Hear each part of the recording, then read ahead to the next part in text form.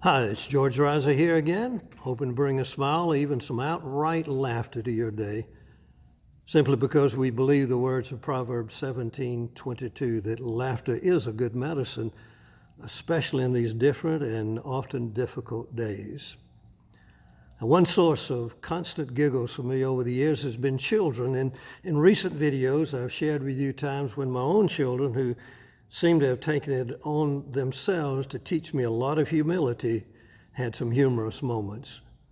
But today I want to tell you about a few times when children, not mine, but those of parishioners, caught me off guard with their innocent comments that made me and the congregation giggle, chuckle, laugh.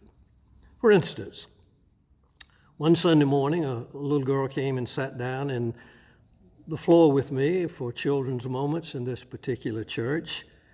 Probably her first time for that. And she sat there and she took the end of my stole and rubbed it and looked at it. And then she said, as she looked up at me in a voice loud enough for everybody in the church to hear, "That's the longest necktie I ever saw." Now, I know it's always risky to ask children questions, but I did that very thing one Sunday morning.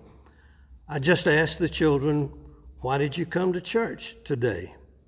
And I expected an answer such as, "To worship God." But that's not what I heard. The little child simply looked up at me and said, "To pick up women." Now, the people and I giggled a bit as we wondered what kind of conversation that she and her dad, who was a single father, had before they came to church that day. I was visiting another church on Father's Day, and I heard the leader ask the children a question, a logical question, because it was Father's Day. "What lesson has your father taught you?" Now, you got the usual kinds of answers. Taught me to say thank you or to be kind. But one child said this is what her father had taught her: "If it stinks, don't eat it."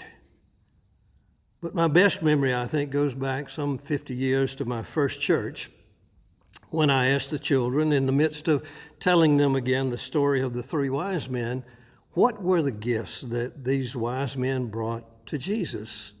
Of course, gold just came out immediately.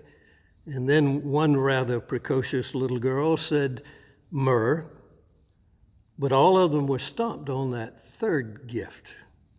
I was about to tell them when little Jimmy, shy, quiet Jimmy, just was so excitedly raising his hand, and I called him and I said, "Okay, Jimmy, we have gold and we have myrrh. What's the other one?" He said, "Frankenstein."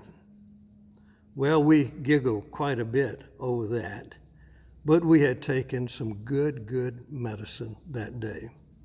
I hope you have a great day and even encounter a child doctor somewhere along the way who can give you some good medicine too.